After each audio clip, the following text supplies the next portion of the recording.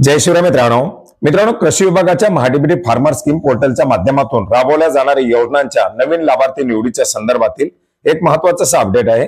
मित्रांनो, राज्यात MahaDBT farmer scheme पोर्टलच्या माध्यमातून राज्य शासनाच्या केंद्र शासनाच्या कृषी विभागाच्या जे काही योजना आहेत या एकत्रितपणे राबवल्या जात आहेत आणि याच योजना आता राबवल्या जात असताना प्रथम येणाऱ्यास प्रथम प्राधान्य अर्थात ज्याचा अर्ज पहिला अशा अर्जाला प्राधान्य क्रमानुसार निवड करण्यात येत आहे।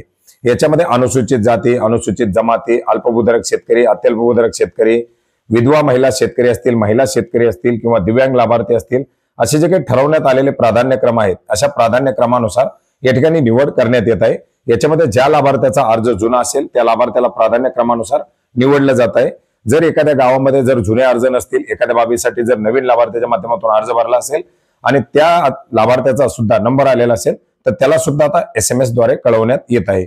ज्या लाभार्थ्यांची याच्या अंतर्गत निवड झालेली आहे अशा लाभार्थ्यांना मेसेजद्वारे आपल्या कागदपत्राची पूर्तता करावी, आपली कागदपत्र येत्या 10 दिवसामध्ये अपलोड करावी, अशा प्रकारे मेसेजद्वारे कळवण्यात येत आहे।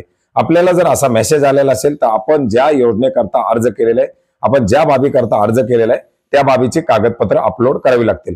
प्रत्येक योजनेकरता वेगवेगळी कागदपत्र आहेत, प्रत्येक बाबीकरता वेगवेगळे आपल्याला कागदपत्र अपलोड करायचे आहेत।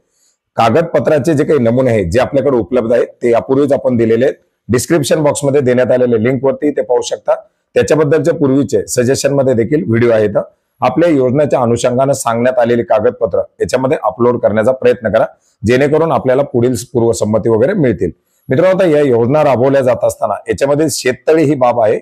या शेततळ्याची जी बाब आहे, या शेततळ्याच्या बाबीची जी काही पूर्वसंमती आहे ती जानेवारी महिन्यापर्यंत लागू असणार आहे। त्यामुळे कागदपत्र वगैरे अपलोड करून घ्या। जरी शेततळ्याची खोदकाम करता आली नाही तरी त्याला जानेवारी पर्यंत पुढे सहमती देण्यात आलेली आहे आणि इतर योजनांचे कागदपत्र अपलोड करा।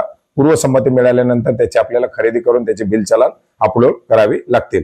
मित्रांनो, कृषी यांत्रिकीकरणाची जर लॉटरी लागलेली असेल तर विविध बाबी ज्या राबवल्या जातात याचे टेस्ट रिपोर्ट मला ऑनलाईन पद्धतीने मिळतात। त्याची लिंक सुद्धा आपल्याला व्हिडिओच्या डिस्क्रिप्शन बॉक्समध्ये देण्यात आलेली आहे। तर मित्रांनो, अशा प्रकारे नवीन लाभार्थी निवडीच्या संदर्भातील एक महत्त्वाचं अपडेट होतं ज्याची माहिती आपणास नक्की उपयोग पडेल अशी आशा करतो। मित्रांनो, योजनानुसार वेगवेगळी कागदपत्रे लागतात। जर तुम्हाला याच्याबद्दल काही शंका असेल तर कमेंट करून नक्की विचारा, त्याबद्दल देखील माहिती घेण्याचा नक्की प्रयत्न करूया। भेटूयात नवीन माहितीसह, नवीन अपडेट्ससह। धन्यवाद।